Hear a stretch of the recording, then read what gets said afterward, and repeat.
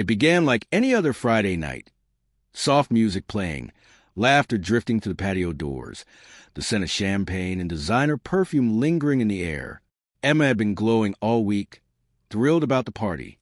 Her college friends were hosting it, and she spent hours picking out the perfect dress, shoes, and jewelry. She left the house looking flawless. I just didn't realize she'd left me behind in the process. When we arrived, she moved through the crowd like light, laughing, smiling, always surrounded by people. I watched her glide from one group to another, her hand occasionally resting on someone's arm, her laughter loud and practiced. To everyone else, she looked radiant. To me, she looked distant. I tried to join in a few times, but every time I spoke, her eyes shifted elsewhere. I told myself it was fine, that she was just caught up in the excitement. But when she brushed past me without a glance, leaning into another man's joke, something in me quietly unraveled. I found refuge by the bar, nursing a drink and pretending to scroll through my phone. That's when Lena, her cousin, appeared. She was sharp, bold, and had a knack for saying what others were too polite to. She leaned against the counter beside me, a sly smile on her lips. "You know," she said, raising her glass, "if she's done ignoring you, I'll gladly take her place." I chuckled awkwardly, unsure how to respond. But when I glanced up, Emma was staring at us. For the first time all night, she looked unsettled. Her laughter stopped mid-sentence, and that carefully constructed confidence wavered. Lena didn't stop there.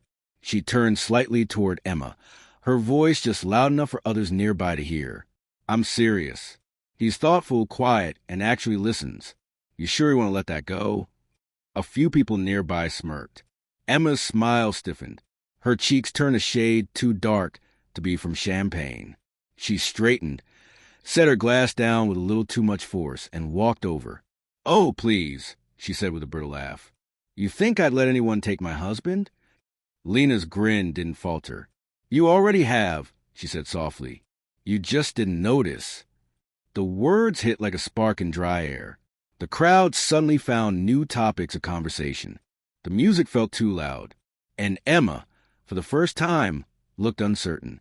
The mask cracked just slightly. Her fingers fidgeted with the edge of her dress. The rest of the evening passed in slow motion. I could feel her watching me from across the room. Every laugh I shared, every word I said, her eyes followed. After spending an entire night pretending I didn't exist, she suddenly couldn't look away. When we finally got home, the silence was suffocating. She kicked off her heels, dropped her purse on the couch, and stood there staring at the floor. "So," she began, her voice quiet, "you and Lena seem close tonight." I almost laughed, but I didn't. "Close," I repeated. "She just noticed what you didn't." Her head snapped up. "Oh, come on. It was just a party.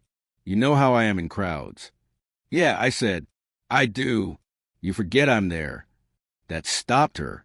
For a moment, she didn't say anything. I saw the guilt flicker behind her eyes, the quick inhale before the excuses started. But she couldn't soften what had already been done. "I was just trying to be social," she murmured. "Being social's fine," I said evenly. "But there's a difference between being social and making the person you came with feel invisible." The ticking clock filled the silence that followed. Then she walked over slowly, sat beside me, and spoke in a smaller voice. "When she said that about wanting you," she whispered, "it hurt, because I realized I've been the one pushing you away." I didn't respond right away. I just looked at her, not the polished, confident woman from the party, but the one I'd fallen for years ago, sitting there with her pride stripped away. And in that moment, I realized something too. Sometimes it doesn't take betrayal or shouting to break a marriage. Sometimes it's a quiet distance, the slow fading of attention, the small neglects that do the real damage. That night, we didn't fight. We didn't cry. We just sat in the stillness between what was left and what we'd already lost.